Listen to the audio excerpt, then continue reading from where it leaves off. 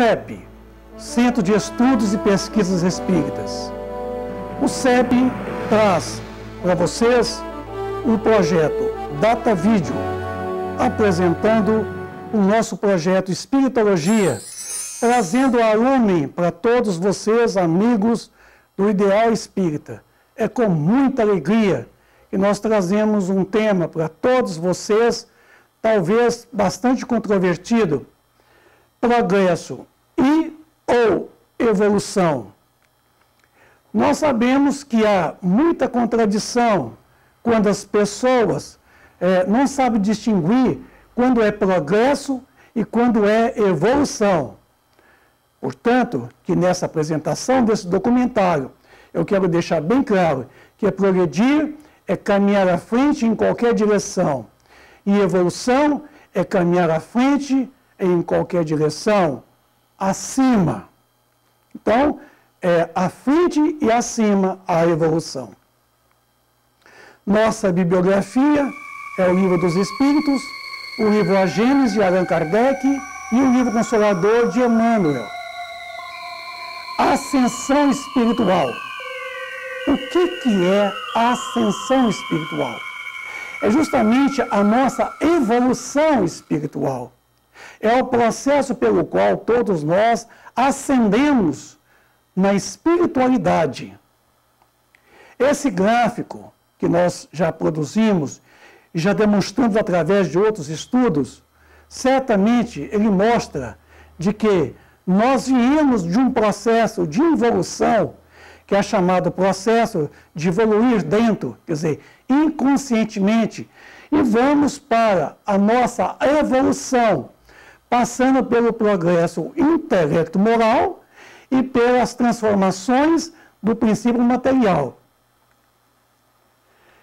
Gênese espiritual e material. O nosso estudo sobre o progresso e a evolução começa aqui. Visto que existem dois elementos gerais no universo, o elemento inteligente e o elemento material, poderia-se dizer que os espíritos são formados do elemento inteligente, como os corpos inertes são formados do elemento material? Pergunta 79 do Livro dos Espíritos. Evidentemente, os espíritos são individualizações do princípio inteligente, como os corpos são individualizações do princípio material. A época e o modo dessa formação que são desconhecidos. E não querer conhecer agora, por enquanto. Então, Deus criou o elemento espiritual e o elemento material. O elemento espiritual se individualiza no espírito, enquanto o princípio material se individualiza nos corpos, que formam todo o universo, nos seus 70% de energia escura e 26% de matéria escura e 4% de matéria visível, tangível para nós. Então está aí o elemento espiritual que nós somos, que Deus criou, associado ao elemento material, interdependentes, certo? Interdependentes quer dizer dependente entre um e o outro. No livro A Gênese, no capítulo 11, no item 2, o princípio espiritual é o corolário da existência de Deus. Sem este princípio, Deus não teria razão de ser, visto que não se poderia conceber a soberana inteligência a reinar pela eternidade em fora, unicamente sobre a matéria bruta, como não se poderia conceber que um monarca terreno, durante toda a sua vida, reinasse exclusivamente sobre as pedras. Não se podendo admitir Deus sem os atributos essenciais da divindade, a justiça, a bondade, inúteis seriam essas qualidades, se eles as houvessem de exercitar somente sobre a matéria. Ainda, no item 6, terá o princípio espiritual sua fonte de origem, o elemento cósmico universal, quer dizer, o fluido cósmico universal, Será ele apenas uma transformação, um modo de existência desse elemento, como a luz, a eletricidade, o calor, etc, etc? Então está perguntando, terá o princípio espiritual sua fonte de origem no fluido cósmico universal? Assim como toda a matéria, como a luz, a eletricidade, o magnetismo? Se fosse assim, o princípio espiritual sofreria as vicissitudes da matéria.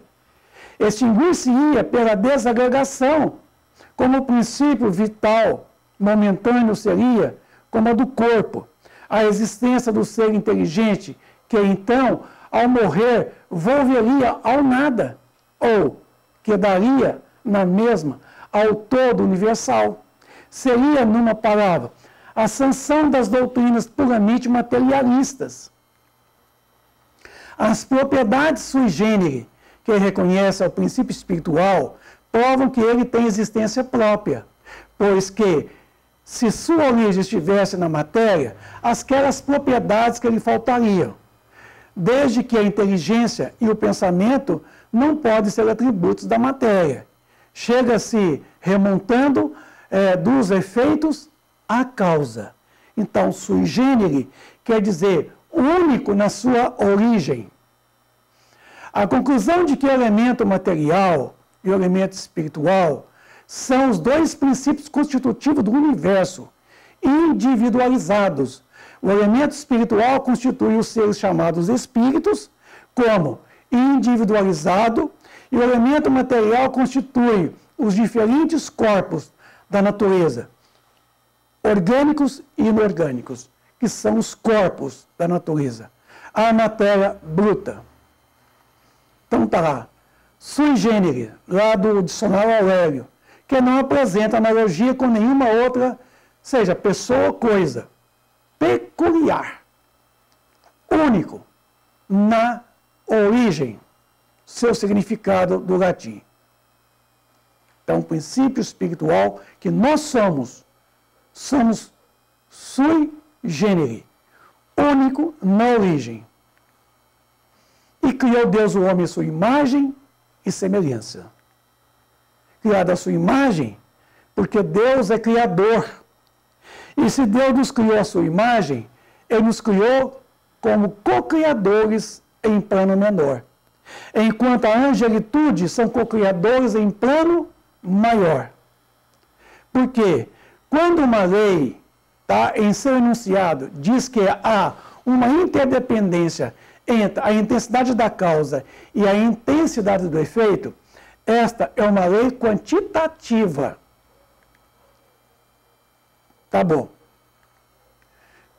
Aonde está a comprovação de que nós somos criados à imagem e semelhança de Deus?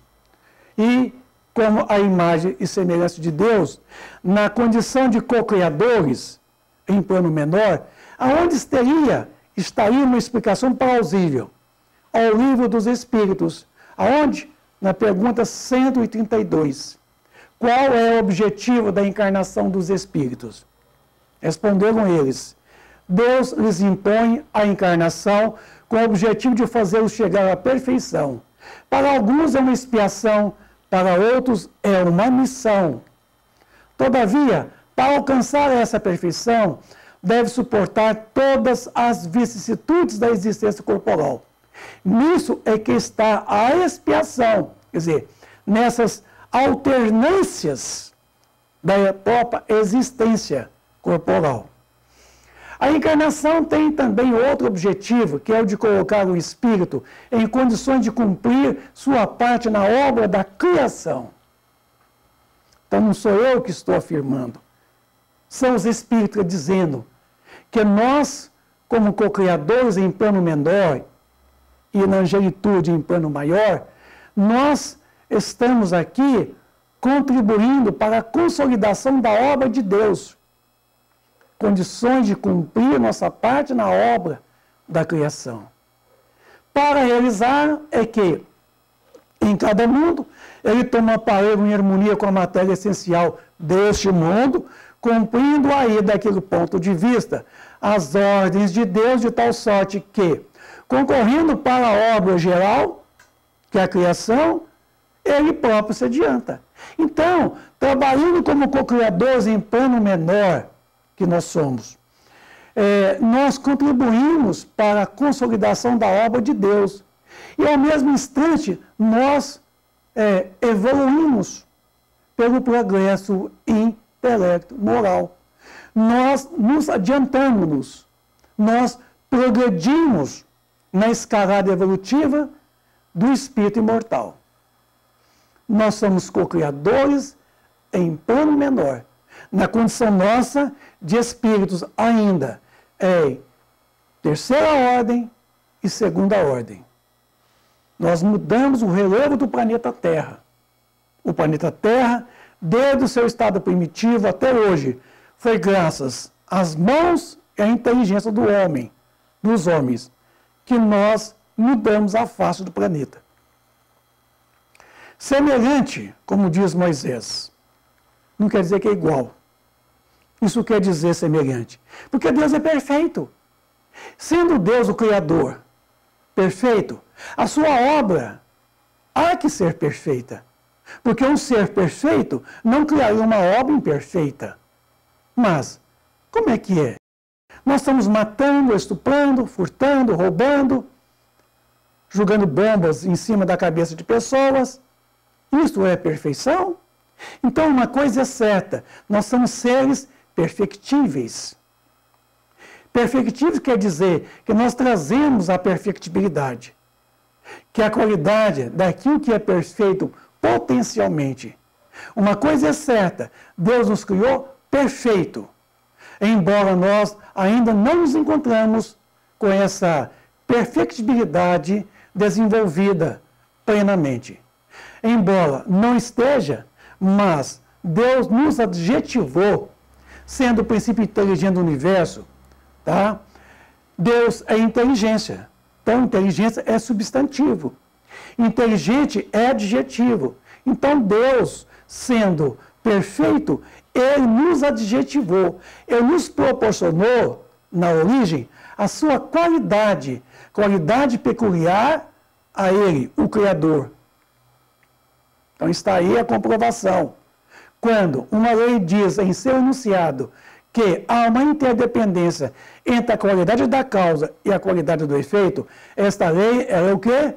Qualitativa. Aí está a explicação, que eu não vou adentrar. Aonde está a comprovação da criada semelhança? Certo? No livro dos Espíritos. Aqui, ó, na pergunta 115. Dos espíritos, uns terão sido criados bons e outros maus? Então, Deus criou bons espíritos e maus espíritos? Deus criou todos os espíritos simples e ignorantes. Isto é, sem conhecimento de si, sem saber. A cada um deu uma determinada missão, com o fim de esclarecê-los e de os fazer chegar progressivamente à perfeição. Então, quer dizer, desenvolver progressivamente a perfeição, pelo conhecimento da verdade, para aproximá-los de si. Nessa perfeição é que eles encontram a pura e eterna felicidade. Passando, então, pelas provas que Deus lhes impõe, é que os espíritos adquirem aquele conhecimento. Uns aceitam submissos essas provas e chegam mais depressa à meta que lhe foi assinada, enquanto outros só suportam murmurando e, pela falta de que deste modo incorrem, permanecem afastados da perfeição e da prometida felicidade. Uma coisa há que vocês notarem, essa expressão de Jesus no seu Santo Evangelho: sede, vírgula, pois, vírgula, vós outros, vírgula, perfeitos, vírgula, como o vosso Pai Celestial é perfeito. Meus amigos, Jesus falou com uma seriedade muito grande. Quando aqui ele usou o verbo no imperativo, sede. O sede está no verbo imperativo. não se discute. Faça, certo? É uma consequência natural. Sede, pois, vós outros, quer dizer, todos nós, perfeitos, como o nosso Pai Celestial é perfeito. Então, nós trazemos em nós a perfeição em potencial, a perfectibilidade. Então, está dizendo, sede, quer dizer, desenvolva essa perfeição, certo? E seja perfeito, como é perfeito o vosso Pai Celestial. Quer dizer, o Pai que nós entendemos, o Pai da nossa compreensão. Deus, ao nos criar, nos dotou de atributos, quer dizer, de condições peculiares a cada um de nós, como tendo o instinto, a razão, tá? O pensamento contínuo, a vontade própria, o livre-arbítrio e o senso moral. O livre-arbítrio é a nossa capacidade de poder distinguir o caminho certo, o caminho do bem, do caminho do mal, do caminho errado. Então, o livre-arbítrio é essa liberdade que todos nós possuímos, tá? Porque o livre-arbítrio, ele nos leva à responsabilidade dos nossos atos. Porque Deus nos criou as leis, fundamentada em cima de um princípio de ação e reação. E essa lei de ação e reação, ela é sobre toda a matéria, todo elemento material do universo. Leis físicas, leis químicas e também sobre todos os seres viventes, leis biológicas. Então, a lei de ação e reação é esta lei que nos faz entender que para cada ação corresponde uma reação de idêntica intensidade em sentido contrário. Então, vamos entender, tá? A lei de ação e reação prevê que toda ação corresponde a uma reação de igual intensidade e em sentido contrário. É uma lei física, a lei promulgada por Isaac Newton. Exemplo, jogando uma bola de borracha na parede, ela voltará para você mesmo com a mesma força que você empregou ao projetá-la. Isto é lei de ação e reação. Então, a lei de ação, ela tem, uma vez que você age, né, jogando a bola, ela volta com a mesma força, chamada reação. Então, está aí um foguete quando sobe, há uma força que empurra ele à frente, enquanto há uma outra força que empurra ele atrás. Então, quando a gravidade puxa para baixo, a propulsão do foguete o empurra para cima. Então, gera uma reação ao queimar o combustível ejetado pelo foguete. Então, toda ação corresponde a uma reação. Não tem como separar ação da reação, e nem reação da ação. As duas são totalmente interdependentes. Está aí. Agora, fala-se muito em doutrina espírita, lei de causa e efeito. Mas tem diferença, lei de causa e efeito? Nós vamos ver com vocês. Tá? As leis de causa e efeitos também, elas existem, assentadas em cima do princípio da ação e reação, que regula as leis físicas, as leis químicas, as leis biológicas e as leis morais. Então, para as leis morais, é preciso que a lei da ação e reação, ela tenha um comportamento diferenciado do ação e reação. Porque as leis morais, ela veio depois em que o princípio inteligente se tornou espírito e para ele o despertar da consciência do seu futuro, regulando os seus atos, os seus pensamentos, a sua vida. As leis morais regulam o comportamento do espírito. Por quê? Uma vez dotado de atributos, que nós já falamos dele, do instinto, da razão, do pensamento contínuo, da vontade própria, do livre-arbítrio e do senso moral, então certamente Deus dotou ainda para os reinos inferiores da criação o determinismo divino, que são a lei do amor, regida pelas leis físicas, as leis químicas e as leis biológicas. Então, o determinismo divino é justamente as leis divinas que regulam o desenvolvimento progressivo do princípio inteligente com o princípio material nos reinos inferiores da criação.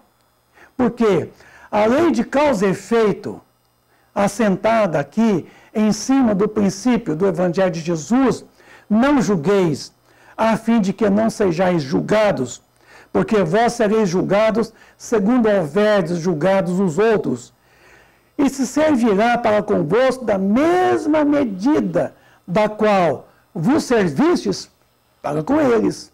Então, quer dizer, sereis julgados segundo, o nosso julgamento. Sereis medido segundo a medida que nós empregamos em relação ao outro.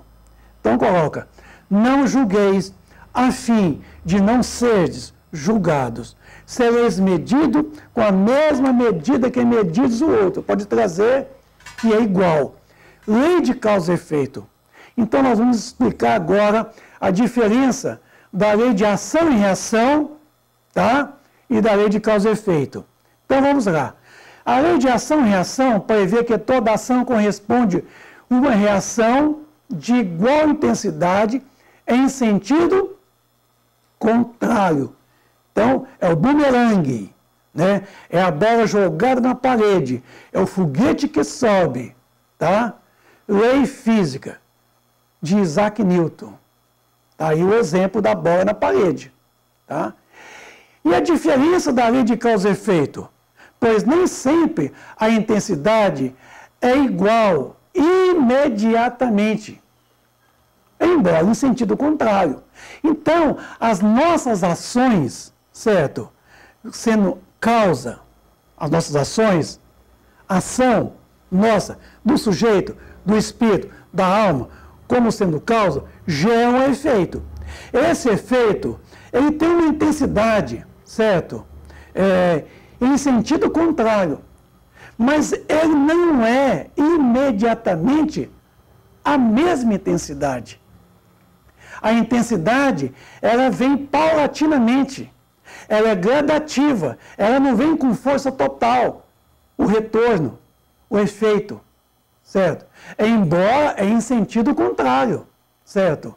E a intensidade, ela é igual, mas o quê? Dividido moderadamente em várias existências espirituais, corporais, nós podemos reencarnar e desencarnar e passarmos pelas experiências da reencarnação, tá? Sofrendo aí os efeitos de nossas ações. Então, porém, em relação ao comportamento humano, não é uma lei, da física de Isaac Newton, e sim moral, é uma força moral. Então, obedece a variáveis muito mais amplas, porque entra a misericórdia divina, porque é uma lei que age sobre nós, o espírito, a alma, e não sobre a matéria, viram?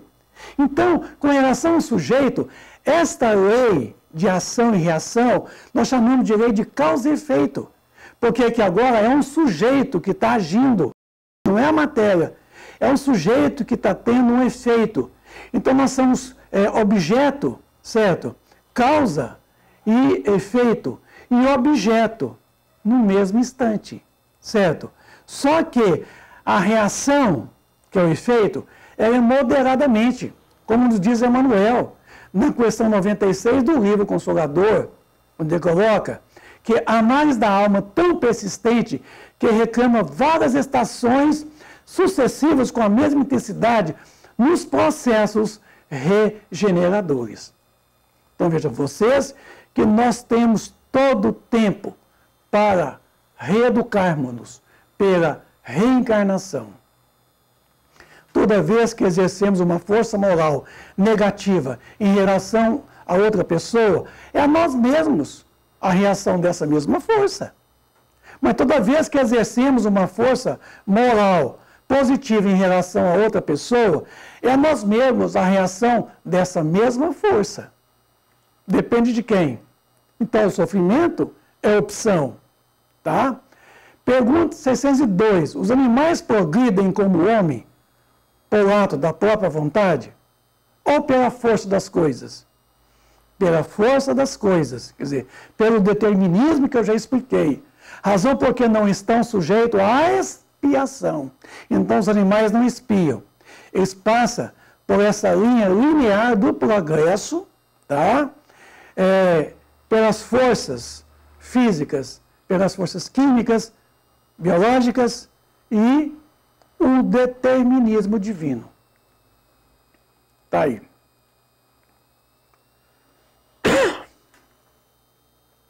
Esse é o determinismo divino, que faz com que todos os seres rudimentares da obra da criação passam pelo progresso, desenvolvem pelo progresso, transformam pelo quê? Pelos fenômenos físico-químicos e em relação aos seres vivos, biológicos. Pergunta 132 do livro Consolador de Emmanuel. Se o determinismo divino é do bem, quem criou o mal? Boa pergunta, né? Vamos dar a resposta, meus amigos. O determinismo divino se constitui de uma só lei, que é a do amor para a comunidade universal. Todavia, confiando em si mesmo mais do que em Deus, o homem transforma a sua fragilidade em foco de ações contrárias a essa mesma lei, efetuando deste modo uma intervenção indébita na harmonia divina, quer dizer, nas leis divinas. Eis aí o mal. Toda vez que nós infringimos as leis divinas, o mal recai sobre nós como efeito, como reação. Urge recompor os elos sagrados dessa harmonia sublime. Eis o resgate, eis o processo reparatório, eis a oportunidade de poder fazer de novo, mas fazer agora bem feito. Vede, pois que o mal, essencialmente considerado, não pode existir para Deus, em virtude de representar um desvio do homem, sendo zero na sabedoria e na providência divina. Então, o mal não provém de Deus. O mal provém da ausência do bem. A partir do momento em que eu não consigo promover o bem, eu estou concorrendo para o mal. O Criador é sempre o Pai generoso e sábio, justo e amigo, considerando os filhos transviados como incursos em vastas experiências, quer dizer, em vastas reencarnações.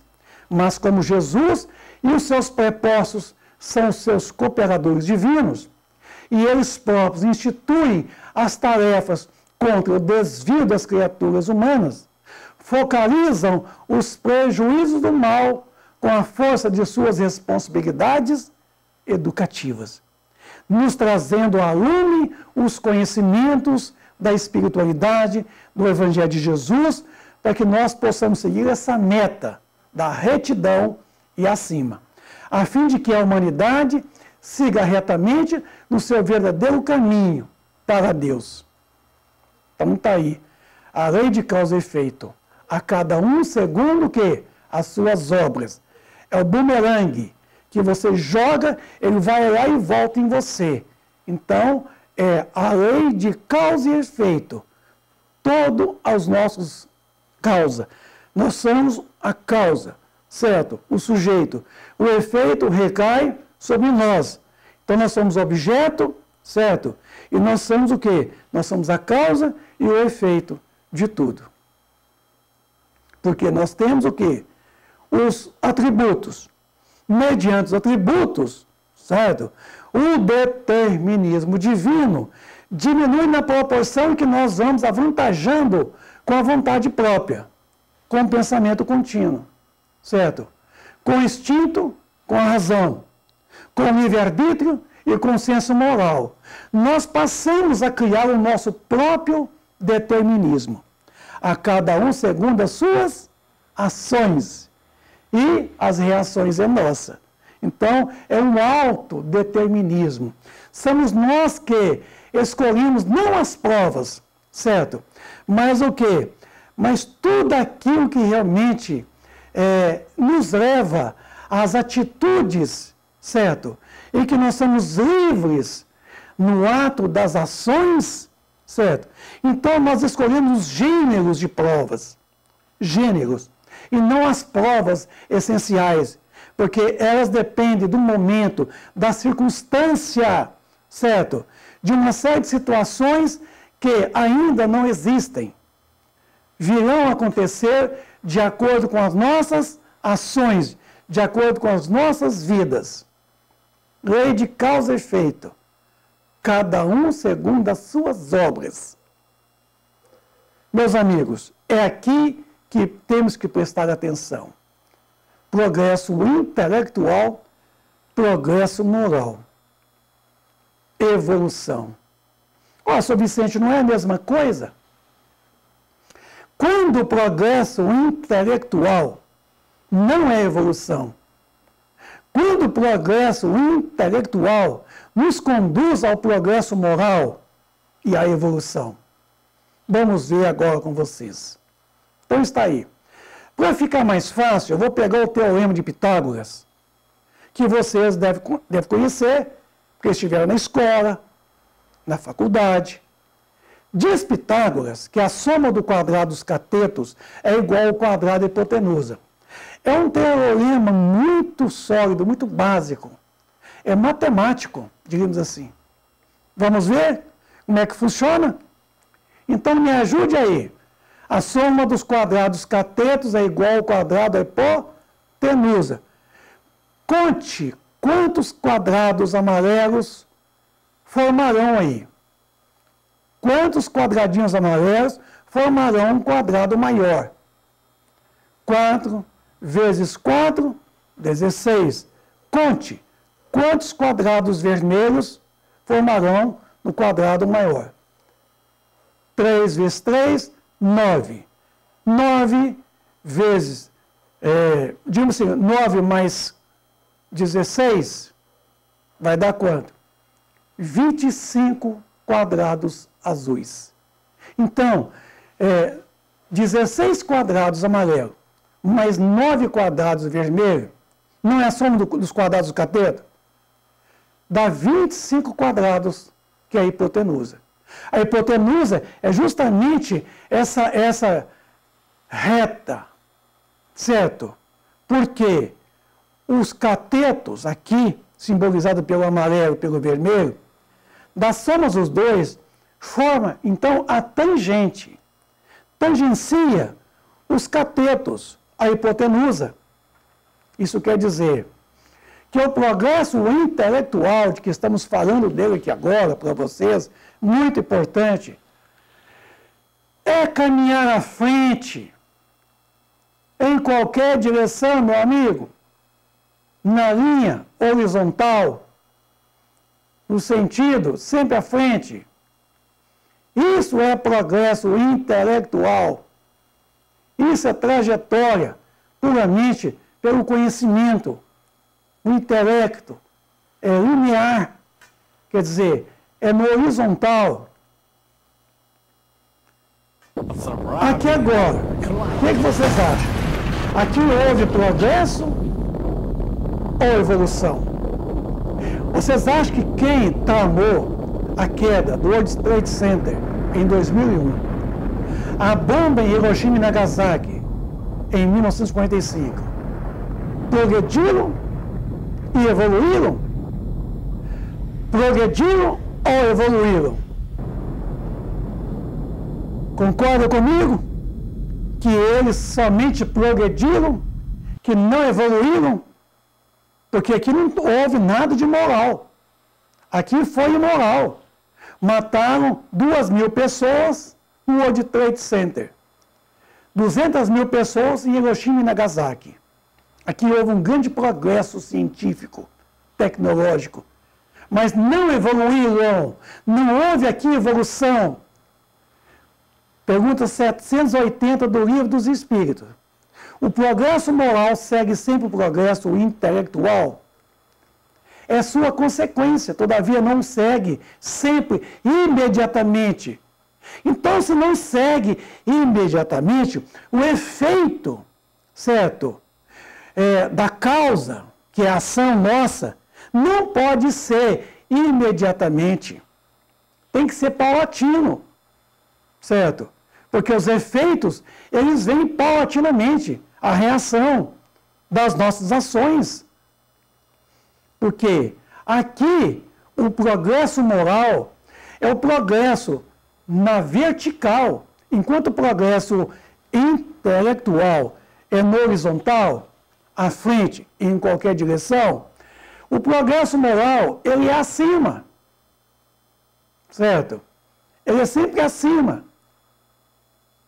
É a lei do amor.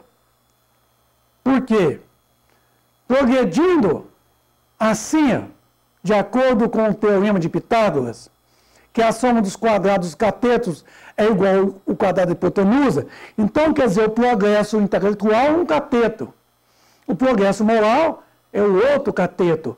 Então, a soma dos dois de forma proporcional, tá, gera o quê? A hipotenusa, que é a linha reta, que é a linha reta da nossa evolução no espaço e no tempo. Então, evolução é uma consequência do progresso intelectual, que está no azul, no horizontal, e o progresso moral, que está na vertical. E o progresso moral é que determina a nossa evolução, porque é a lei do amor. Aí, ó, progresso intelectual, ciência, tecnologia, avanço tecnológico. Mas aí é progresso moral. São exemplos de criaturas que viveram um grande progresso intelecto-moral. Um progresso moral que nós jamais podemos mensurar. Ainda que o vosso homem exterior se corrompa, o interior, contudo, se renova dia a dia. Então, a evolução é uma proporção do progresso intelectual com o progresso moral. Que, quanto ao trato, vos despojeis do velho homem, que se corrompa pelas concupiscências do engano. Então está aí, no reino nominal, o nosso progresso moral, nosso progresso intelectual para o reino angelical. É uma proporcionalidade, é uma proporção. Tem que haver a proporção. Se não houver a proporção, certo? Não haveria evolução. Então tá aí, ó. Em azul, nós progredimos muito mais moralmente. Não, intelectual só. O moral, olha lá, está do tamanho menor. Olha lá, o moral está sempre menor do que o progresso intelectual, que está em azul. O amarelo é menor do que o progresso azul, em azul. Está aí, ó. Agora, atingindo, então, as proporções, nós temos aí a hipotenusa, que chamamos de evolução. Está aí, ó. Olha o tamanho da nossa evolução. Olha o tamanho do progresso intelectual. Olha o tamanhozinho do progresso moral. Então, olha o tamanho da nossa evolução. Olha o tamanho da nossa evolução. Olha o tamanho do progresso intelectual. Olha o tamanho do progresso moral. Olha a proporcionalidade. Então, a proporcionalidade do progresso moral é que vai dar ao progresso intelectual, a essa proporcionalidade, é que vai definir a nossa evolução, a hipotenusa. Então, está aí, ó. O que determina a nossa evolução é a verticalização pelo amor, que é justamente o progresso moral. É que determina a nossa evolução. Tá? Progredir é caminhar à frente em qualquer direção. Tá? Tá aí, ó. Estamos progredindo, ó. Luísa, estamos progredindo. Estamos caminhando em círculo, no mesmo plano, mas subindo, subindo, subindo nos motos vertigosos. Isto é ascensão espiritual. Caminhar à frente e acima. Isto é evolução. Então, a evolução é quando nós caminhamos à frente e acima, numa dada proporção. E essa proporção é definida pelo progresso moral, que é a verticalização pelo amor. Nos fala Emmanuel que a ascensão espiritual se dá pelas duas asas do conhecimento, que é a chamada sabedoria e do amor. Então, uma asa não consegue voar somente com uma asa.